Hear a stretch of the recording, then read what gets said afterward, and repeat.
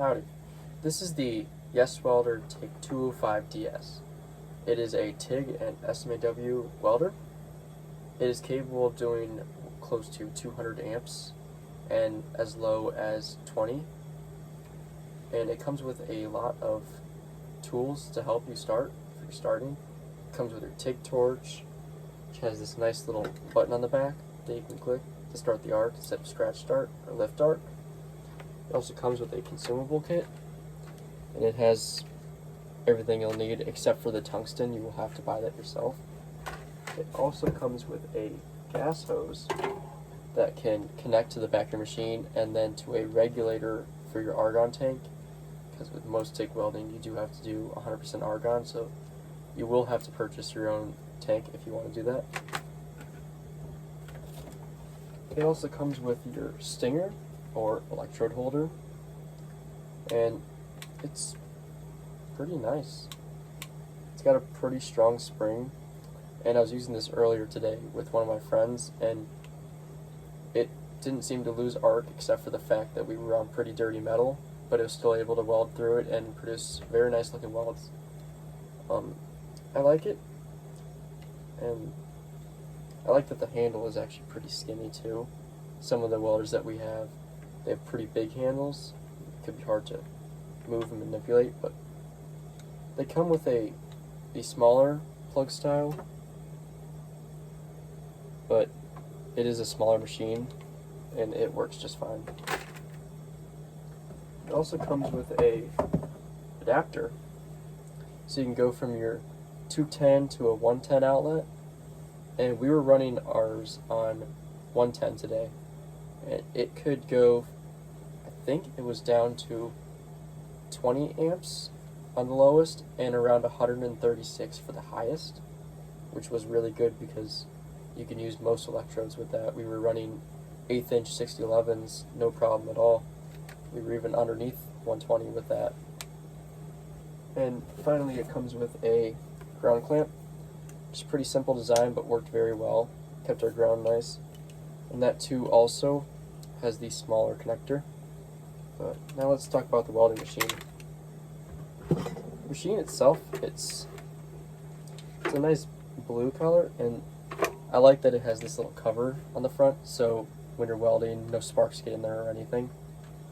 So it just flips up easily, and you have your settings to go from TIG to arc welding. It also has the LED screen to show what your amps are at, and then this is the button to show that it isn't working, and then if it overheats from you running it too long, this will come on. But today we had no problem with that, and we were doing rod, take a like 10-second break to get the new electrode, clean it off and everything, and then go back in. We didn't have any problems with it overheating.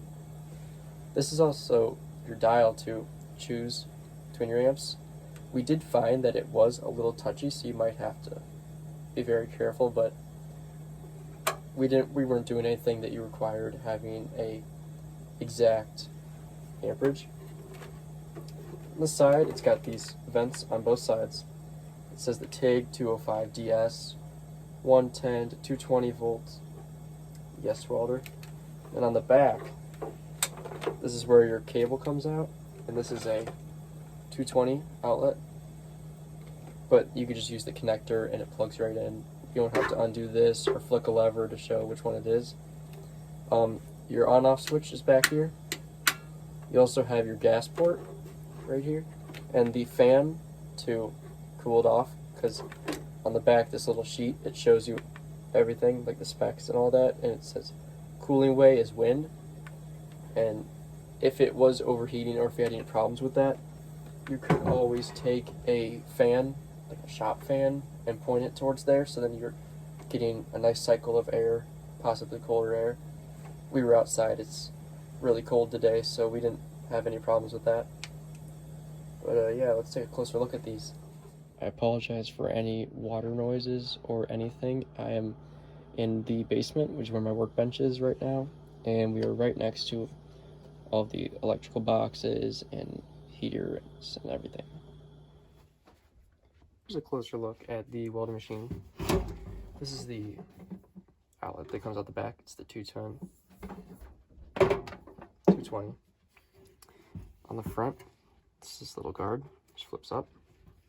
You have your screen to read your amps, and then you have a lightning bolt showing whether it is running, and then it's got a little thermometer down there, just to show in case it is overheating, so then you know you need to give it a break and let it sit.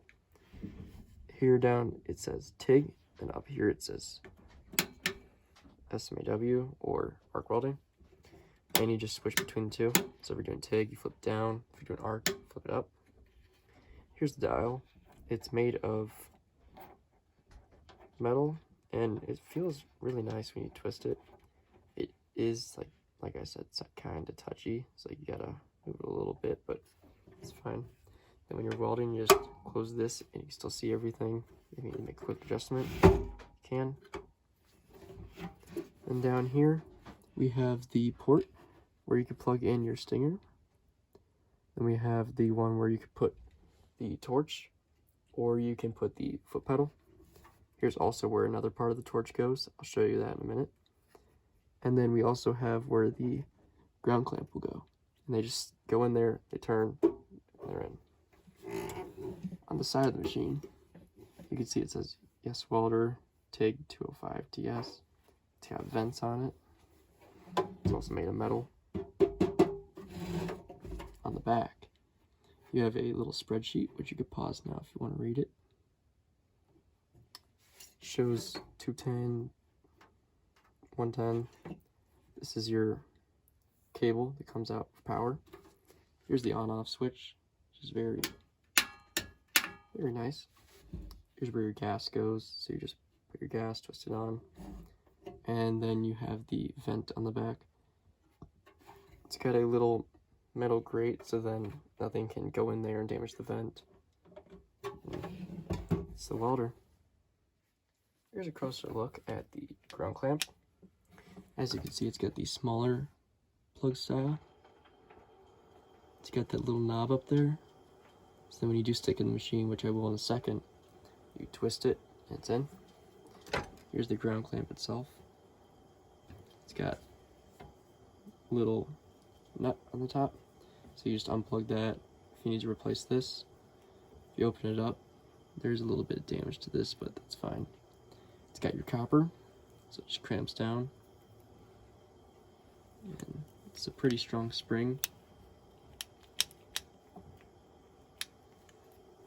And when you are putting it into your machine, all you will need to do is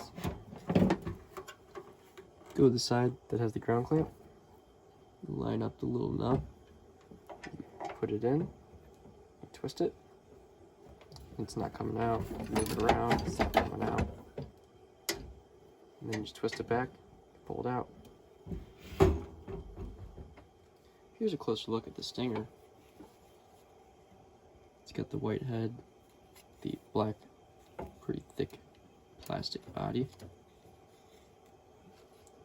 It does have a little screw, so you can adjust whether it goes forward or backwards.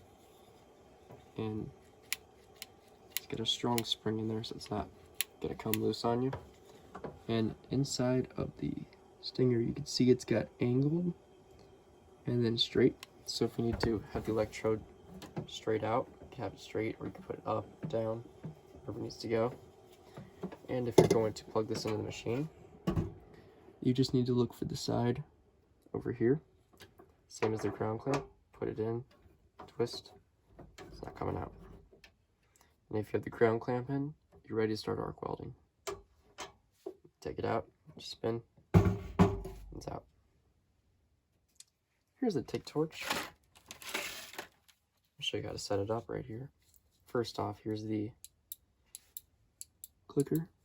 It's just a little side button you just can move around on here, so you can put it wherever you feel comfortable. And if you want to start the arc, you just click, it'll start. And it's got this nice rubber coating on it, so then nothing damages it, because these torches can get pretty expensive.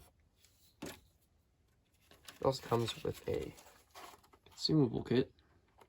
It comes with your collets, collet body, cups, and tails. So if you want the tails, it comes with a short and a long. These are what hold your tungsten in place. I prefer the long one, but some people might prefer the short one. And all you do is take your TIG torch, take it to the back, screw it in. Just hand tighten it, it's fine. Just like that. Now, you're going to take this piece. It has a longer thread side and a shorter. The shorter end will be going into the TIG torch, and then this is where your cup will go.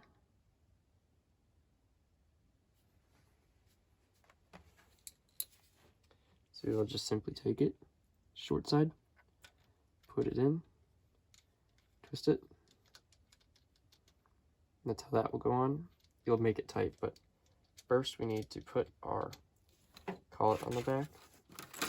They give us 3 sizes, and your tungsten will go inside and it'll come out that little hole. Apologize for the dirty hands, hard working today. All you'll need to do is take them, put them together like that, and then you just simply screw in the torch like I said. Just hand tighten it. Then you also get a few cups. This is the number 6 cup. It has this small end, which is where it goes into the torch. So you will take it and screw it in. Your torch set up. All you need to do is get tungsten, which I do not have right now, and ready to go. But first you'll need to put it into the machine.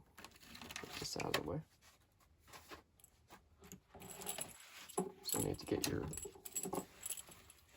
plugs.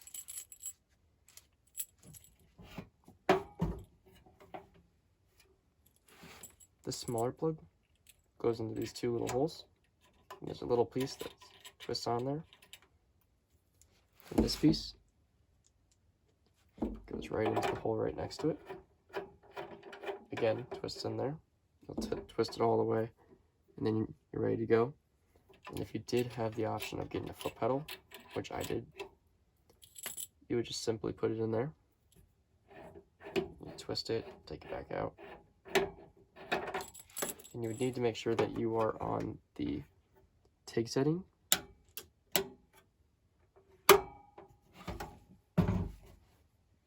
Here's a look at some of these small accessories you get. You get this nice little chipping hammer and wire brush. Tip is where you take it and you'll hit your slag. Then you can brush it off to make sure it looks nice and clean. Neat little tool. You also get your adapter. So you can go from your 220 to your 110, which works very well. And then if we turn our welder around to the back, this is our gas cable. It has 2 ports, they're the same. And you'll need to take one over to the back, plug it in, twist it on. And then you'll need to get a crescent wrench, tighten that down, just not too much, just a little bit. And this will go into your regulator. And then you're ready to start. And then if you need to take it out, just need to, again, use the crescent wrench because it'll be on there a little snug. Take it out.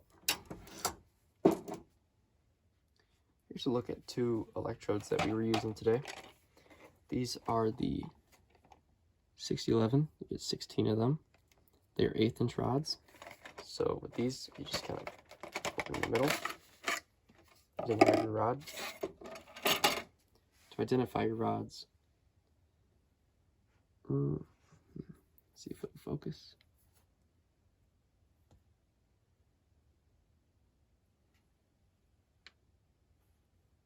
There we go. It says 6011.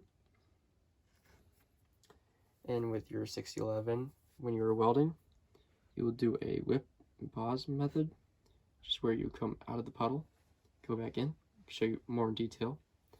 But we were running this rod at probably around 80 to 100 amps, and it worked fine.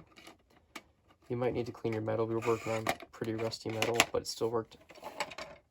Then we also got another packet of 611s, but these are 3/32.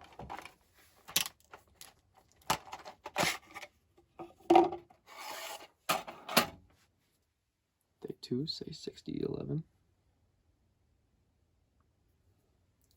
And they're a lot thinner from the 1/8 inch. And these were good around, I believe it was 40 to 80 amps. Same whip and pause method, but this machine runs them flawlessly.